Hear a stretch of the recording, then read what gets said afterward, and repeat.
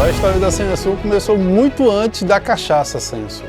Em 1993, meu pai, seu Moacir, comprou essa propriedade. A gente morava em Recife e ele queria levar uma vida com mais qualidade, né? Veja, 30 anos atrás ele já pensava em ter uma qualidade melhor de vida, diferente da qualidade de vida urbana.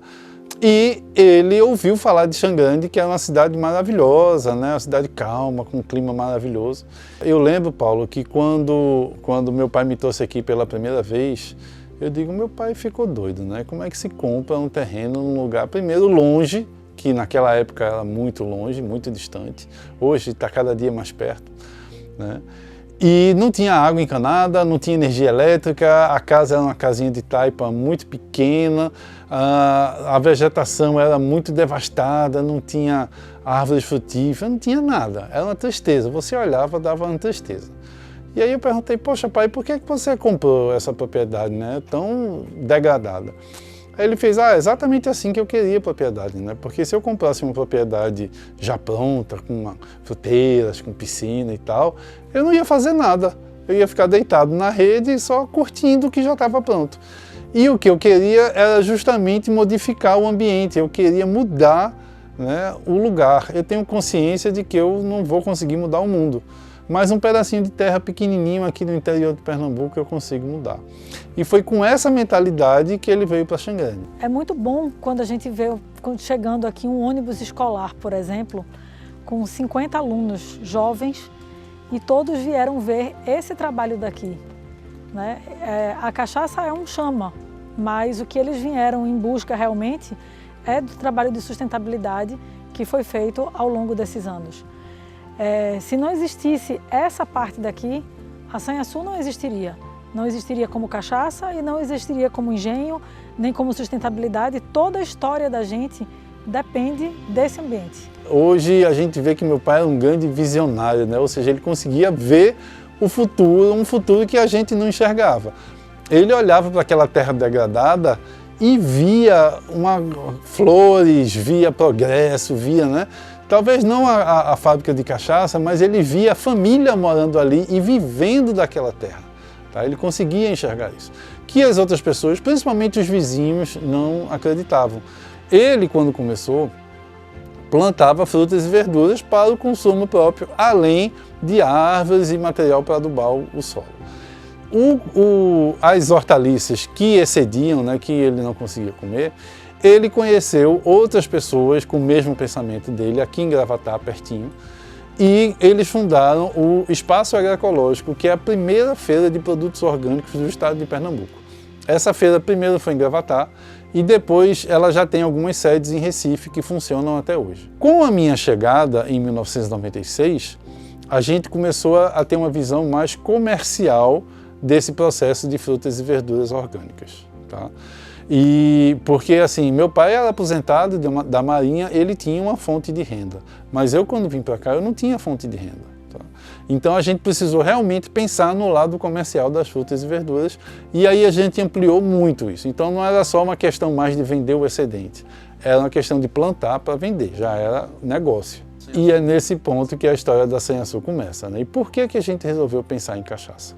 Um dos motivos é que a gente adora cachaça, né? Eu bebo cachaça regularmente, com muito prazer, com muito orgulho e, claro, pequenas doses, né? Sempre pequenas doses. Só que aí tinha um pequeno detalhe, a gente não sabia nada de produção de cachaça. A gente mal sabia consumir cachaça. Hoje, quando eu olho para trás, há 17 anos atrás, a gente não sabia nem beber cachaça, né? A gente achava que sabia, mas não sabia beber. E a gente viu que um dos maiores obstáculos para a comercialização de cachaça é a falta de conhecimento que o brasileiro tem com o produto cachaça. E aí a gente diz, como é que a gente pode melhorar isso, vencer essa barreira? Então em 2010 a gente abriu as portas da Sanhaçu para receber turistas e receber escolas, universidades. E esse foi um passo muito grande que a gente deu para a Sanhaçu, porque a gente abriu para o conhecimento e abriu para uma nova fonte de renda, que é o turismo pedagógico. E, na verdade, somente numa feira, né? Eu também lembro que estava nessa feira ali de promotora de venda, e eu lembro do professor Jarbas, ele chegou até mim e começou a conversar, perguntou se a gente recebia visita e eu disse que recebia. Né? E, na verdade, a gente nunca tinha recebido um grupo pedagógico. O dele foi o primeiro e, de lá para cá, o boca a boca e o trabalho que realmente a gente faz, né? E a participação, tudo corrobora, né? As participações da gente em feiras e eventos, os prêmios que a gente ganha, e aí vai agregando, até que hoje, graças a Deus, a gente consegue colocar mais de 1000 pessoas aqui por mês. Em 2013 foi quando a gente recebeu nossa primeira premiação em São Paulo, na Expo Cachaça Dose Dupla, né? E a gente viu, Paulo, que quando você recebe uma premiação, é um certificado de qualidade. Porque uma coisa é eu dizer que minha cachaça é boa, né? Mas todo pai acha seu filho bonito, né? Mas as pessoas precisam dessa opinião externa, né, para poder realmente acreditar. E a primeira premiação foi, né, fantástica, foi uma medalha de ouro em 2013, em São Paulo, que ajudou bastante a gente.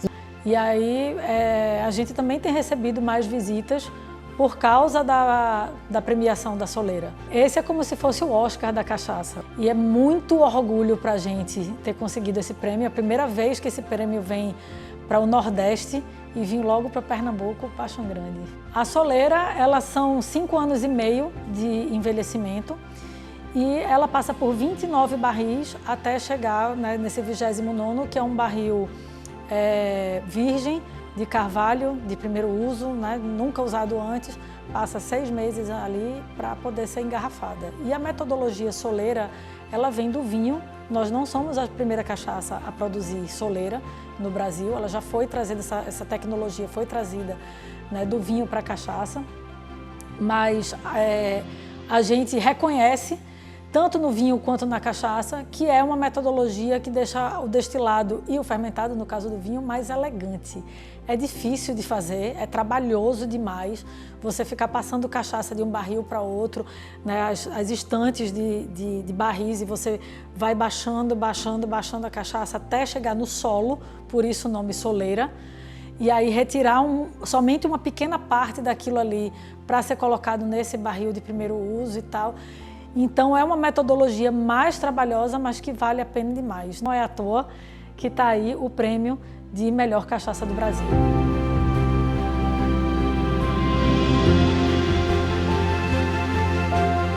As iniciativas sustentáveis daqui realmente são muitas. Não sei se eu vou conseguir listar todas, mas aqui inclusive a gente está numa das construções de hiperadobe. Hiperadobe é o que existe hoje de mais moderno em tecnologia de sustentabilidade para a construção civil. Aqui também essa construção é a área de invase da gente. E aí a gente tem um programa, participa, né, de um programa de reverso de embalagem. Toda a embalagem que é utilizada da Sanhaçu, por exemplo, a gente manda 1000 garrafas para a Suíça. E aí essas garrafas não vão conseguir ser devolvidas. Então a gente paga uma empresa para que essa empresa recicle essas garrafas que a gente de alguma forma utilizou e não consegue reverter para nós mesmos, né? Então, além disso, a gente ainda reutiliza toda a água que a gente usa na própria produção de cachaça. A gente tem um prêmio, né, dessas iniciativas sustentáveis. Fomos considerados pela FGV uma das 12 micro e pequenas empresas mais sustentáveis do país. A gente é também o primeiro engenho 100% que usa energia fotovoltaica. A gente se sente muito honrado e satisfeito com o trabalho feito ao longo desses 30 anos. Agradecidos a Deus pela oportunidade de a gente mostrar para as pessoas que é possível você tratar com a indústria, com bebida alcoólica, com respeito às pessoas e respeito à natureza, ao que nos é ofertado para trabalhar.